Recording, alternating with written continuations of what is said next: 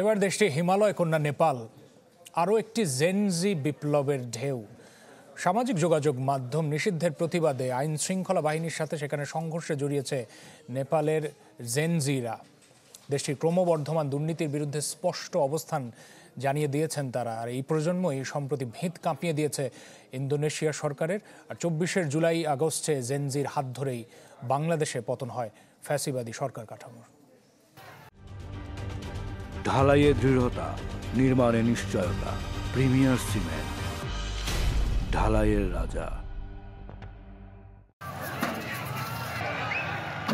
খেপে উঠেছে নেপালি তারুণ্য, আরও নির্দিষ্ট করে বলতে গেলে খেপে উঠেছে নেপালি জেনজি। এই জেনজি যাদের বয়স 26-এর নিচে, তারাই মূলত কাঠমান্ডুর সোমবারের বিক্ষোভের সম্মুখ সারিতে। দুর্নীতি আর স্বজনপ্রীতিতে খাবি খেতে থাকা নেপালি তরুণরা যখন দেখে সরকার কাজের কাজ না করে বরং তাদের জীবনযাপনের অন্যতম অনুষঙ্গ ফেসবুক, ইনস্টাগ্রাম, ইউটিউব, টিকটক বন্ধ করে দেয়, তখন বিক্ষোভে ফেটে পড়া ছাড়া আর পথ বাকি থাকে না।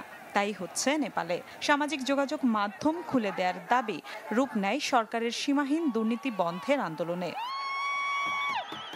চলতি সপ্তাহে যদিও ভিন্ন দাবিতে অনেকটা একই ধাঁচে বিক্ষোভ করেছে ইন্দোনেশিয়ার তারুণ্য। দেশটির সংসদ ভবনের সামনে বিক্ষোভ করেন ইন্দোনেশিয়ার শত শত শিক্ষার্থী। আইনশৃঙ্খলা বাহিনীর সাথে সংঘর্ষে প্রাণ হারান কয়েকজন। মূলত সরকারি আইন প্রণেতাদের বেতন ও সুযোগ সুবিধা বৃদ্ধিতে অসন্তোষ থেকেই আন্দোলন শুরু করে ইন্দোনেশিয়ার জেনজি। গেল বছর ছাত্র আন্দোলনের ঢেউ আছড়ে পড়ে পাকিস্তানেও।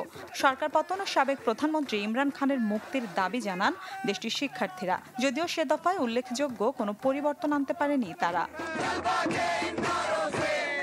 তবে বাংলাদেশে জেনজিরা যা করেছে তা অভূতপূর্ব। চাকরির কোটা আন্দোলন নিয়ে শুরু হওয়া আন্দোলন শেষমেশ পরিণত হয় 15 বছরের ফ্যাসিস্ট কাঠামো ভেঙে ফেলার আন্দোলনে। তুমুল গণবিক্ষোভে পতন হয় আওয়ামী লীগ সরকারের। ক্ষমতাচ্যুত হয়ে দেশ ছাড়তে হয় শেখ হাসিনা সহ তার মন্ত্রিসভা ও দলের নেতৃবৃন্দকে। আগামীতে বিশ্ব পরিচালনা করবে এজেন্সি। তাদের প্রত্যাশা পুরনো ধাঁচের শাসন আর অর্থনৈতিক কাঠামো ভেঙে সত্যিকার অর্থেই কল্যাণমূলক রাষ্ট্র গড়ার। এ প্রত্যাশার ঢেউ দেশে দেশে যেভাবে ছড়িয়ে পড়ছে তা কোথা থেকে কোন দেশে ঠেকে সেদিকে তাকিয়ে বিশ্ববাসী। মিলা খন্দকার, চ্যানেল 24।